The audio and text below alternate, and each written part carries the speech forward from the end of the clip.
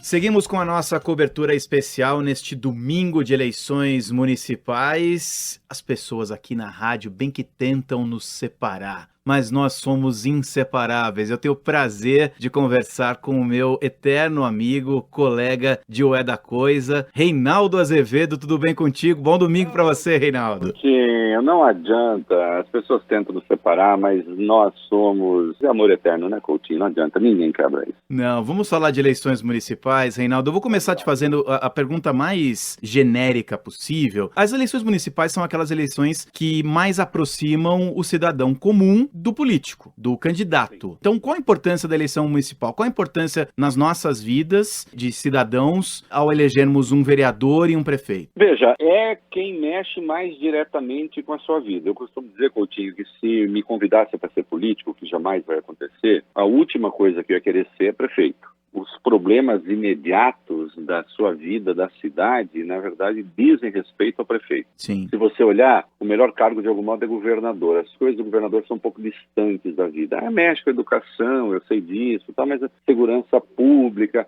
mas não é uma coisa tão cotidiana, é diferente do buraco da rua, é diferente da enchente, é diferente desses problemas contingentes que tornam a vida um inferno. Então, a eleição municipal mexe diretamente com a rotina das pessoas. É por isso que resultados de eleições municipais, a menos que governantes estaduais e federais queiram se meter neste assunto, nesse caso houve, nós já vamos falar, elas não são um espelho, digamos, da percepção que as pessoas têm, digamos, do governo federal. A avaliação costuma ser mesmo uma avaliação municipal. A votação não é um recado ao Dória, não é um recado necessariamente ao Bolsonaro. Desde, claro, que essas autoridades, dessas unidades federativas maiores, não queiram se meter na disputa. Se elas se metem, aí sim elas podem ser vitoriosas ou derrotadas. Agora, a cartilha da velha política, e não estou falando de forma pejorativa quando eu falo velha política, diz que a eleição municipal, você, sendo um governador do estado ou sendo o presidente da república ou estando num cargo superior, repito, a cartilha da velha política diz que você não deve se meter, porque você tem mais a perder do que a ganhar, né, Reinaldo? Mas o nosso presidente da república, no começo, até parecia que ele ia ficar de fora, mas ele não se aguentou, né? Você sabe que eu entrei num debate uma vez,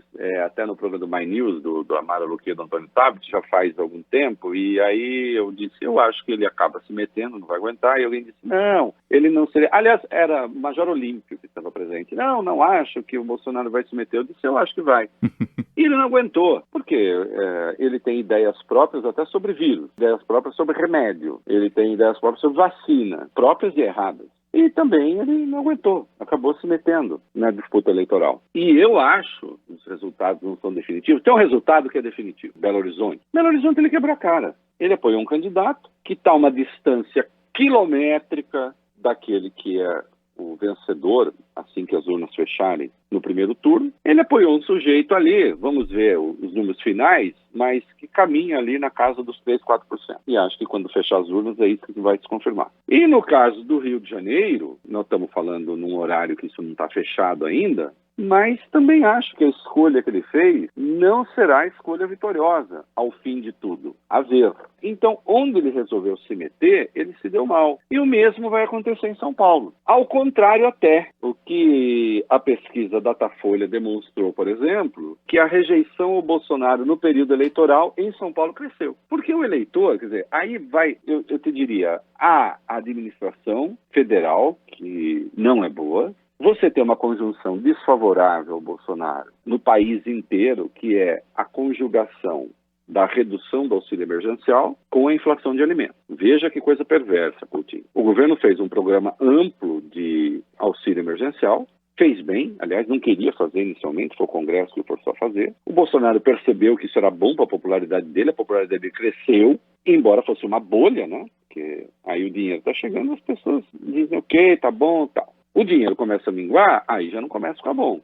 Esse auxílio emergencial provocou uma hiperinflação, ainda que temporária, de alimentos. Aí as pessoas sentem. Então você tem esse casamento ruim de redução do auxílio emergencial com inflação de alimentos. Quem é que paga mais o pato com isso? Vamos lá, não somos eu e você, é o pobre. Tudo bem, ainda que a gente sinta também alguma pressão, mas é menor. E aí ainda vem a arrogância de alguém que lá do topo do poder resolve dizer na cidade em quem você deve votar. Isso, assim, é atravessar a rua para pisar em casca de banana. Você falou em velha política, eu te conheço bastante para saber que você não está sendo pejorativo, como você mesmo disse, né? Isso é um saber tradicional a respeito da política. Você não faz isso a não ser que você tenha uma popularidade formidável. O Lula teve a popularidade mais formidável da história recente do Brasil e ainda assim nas eleições municipais, Brasil afora, sim, ele tinha um queridinho ou outro do PT que ele apoiava,